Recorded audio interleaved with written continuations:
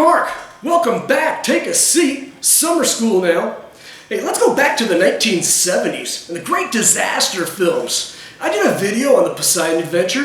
I did a video on the Tower Inferno. I did a video on the first two installments of the Airport franchise. Hey, let's go back to the disaster movies of the 70s and the movie that was so bad it ended the era. Let's go rogue. I was doing a series on the great disaster movies of the 1970s, and then I got distracted by my adult onset ADD. I did a college football video, and that took off. So I followed that up with a couple of other videos, and my disaster movie series kind of went by the wayside for a few minutes. That made one Mrs. Phyllis Stevens happy. She was watching my video on the Tower Inferno and noted in the comments a couple of errors that I made. The movie was nominated for 8 Academy Awards, not 9. Steve McQueen's car was a Plymouth Valiant, not a Chevy Monte Carlo. Robert Wagner falling through a window in the office space 10 feet below, not falling 800 feet to the street like Lori. The good people at YouTube put most of her comments in a held for review space because they were punctuated with all kinds of profanity. She finished up her tirade by calling me a Trump fool. I'm not sure what that means, but it still hurt my feelings. Hey, I'm just a lonely history teacher trying to make his way through life. And she comes along and tortures me with all this? I'm just trying to help history students understand an era, the 1970s. I guess it's important that I not give the Towering Inferno the extra Academy Award nomination, or that I cheat the Plymouth Motor Company out of its 10 seconds of fame being driven by Steve McQueen. It was as if miscounting the number of Academy Awards or not seeing the nameplate on the car was some unforgivable sin. We are saved by grace. It still would have been cooler if McQueen was driving that Mustang he drove in Bullitt. Charlton Heston was a busy man in 1974. First saving the crippled Columbia Flight 409 in Airport 1975. Universal got him another disaster film with Earthquake. As its name suggests, it's about a 9.9 earthquake that strikes Los Angeles. A lot of people falling from buildings.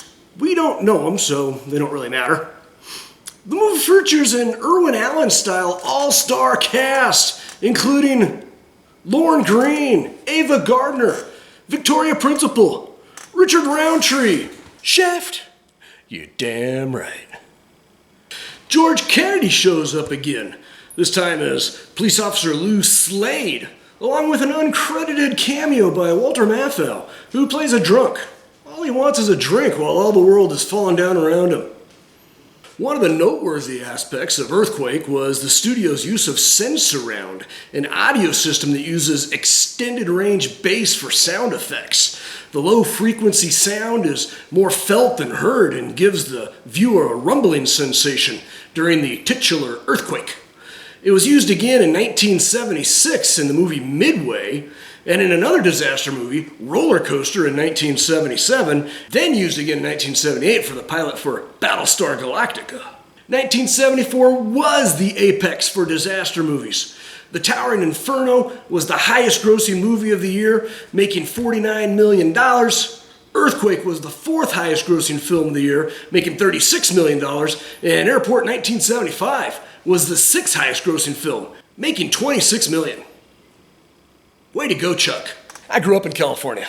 That's the longest damn earthquake I've ever experienced. Production of disaster movies continued into the last half of the 1970s. George C. Scott starred in a film recreation of the Hindenburg disaster in 1975. Oh, the humanity!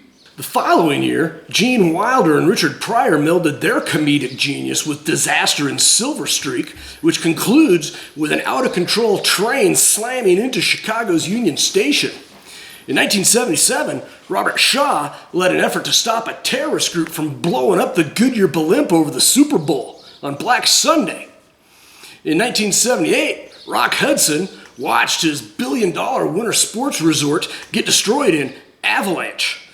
Of these films, only Silver Streak finished in the top 10 grossing films of the year, earning $51 million. The disaster genre was now in a decline.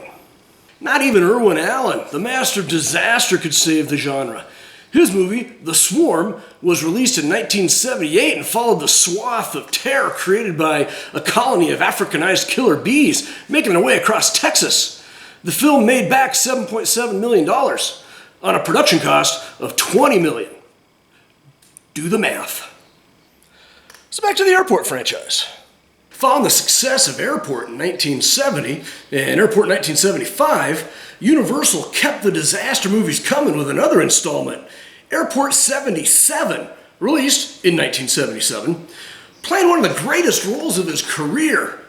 James Stewart plays Philip Stevens, a multimillionaire who flies some of his friends and his priceless art collection down to Palm Beach, Florida, on board his own personal 747. A group of hijackers, including the first officer on the flight, 23 Sierra, knock out the passengers using a sleeping agent. Sorry, Phyllis. I don't know what kind of gas it was.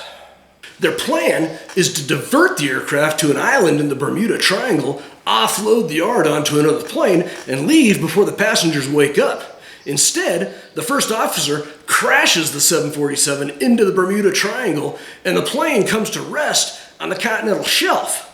The captain of the plane, Jack Lemmon, is able to enter the cargo hold, close the watertight door behind him, and open the exterior doors and swim to the surface with a radio beacon. The U.S. Navy discovers the beacon and tries to lift the plane out of the water with their submarine rescue team using huge balloons. Most of the survivors escape the plane just before the balloons release and the airplane sinks one last time into the Bermuda Triangle. Roll credits!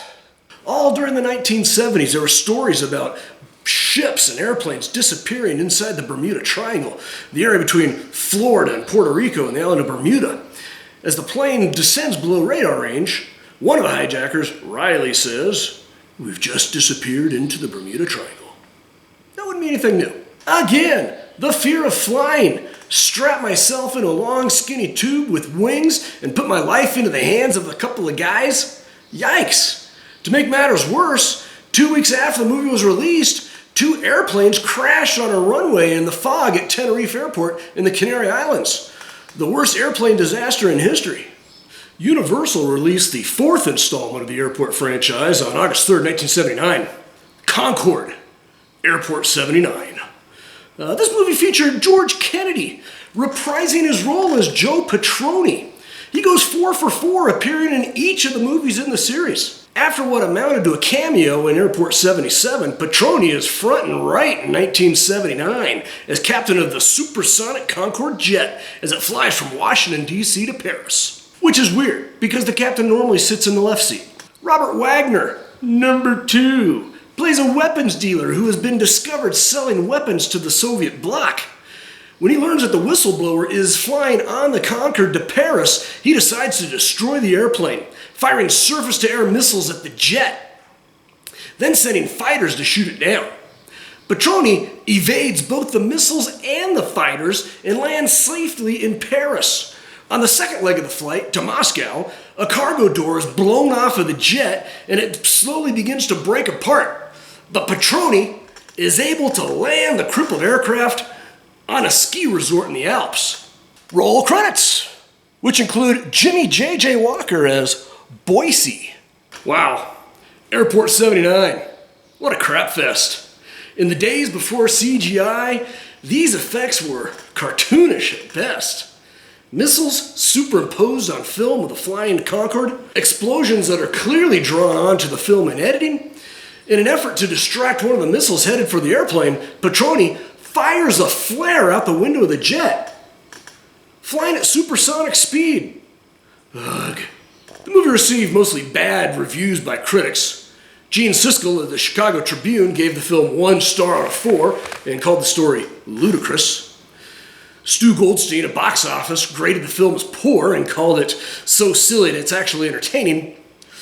David Anson at Newsweek wrote, "You have to respect a movie so single-mindedly dedicated to high silliness." Variety referred to it as an unintentional comedy. The official Razzie Movie Guide referred to it as one of the 100 most enjoyably bad movies ever made. An indicator of the decline of the disaster genre can be seen with the Airport franchise. The original Airport from 1970 made $100.5 million. The The follow-up, Airport 1975, made $47 million. Airport 77 made $30 million. The last installment of the franchise, Concorde Airport 79, was made on a budget of $14 million and made back $13 million. You do the math. Hey, check this out for Rogue. 3 of the airplanes used in the Airport series made untimely ends, much like in their movies. The 707 used in the original Airport movie crashed in Brazil in 1989. The small private plane that collided with Columbia 409 in Airport 1975 actually collided with another airplane mid-air in 1989. The Concorde, used in Airport 79, crashed outside of Paris in 2000. What do people want to see? Well, the highest grossing film in 1976 was Rocky. In 1977, the highest grossing film was something called Star Wars.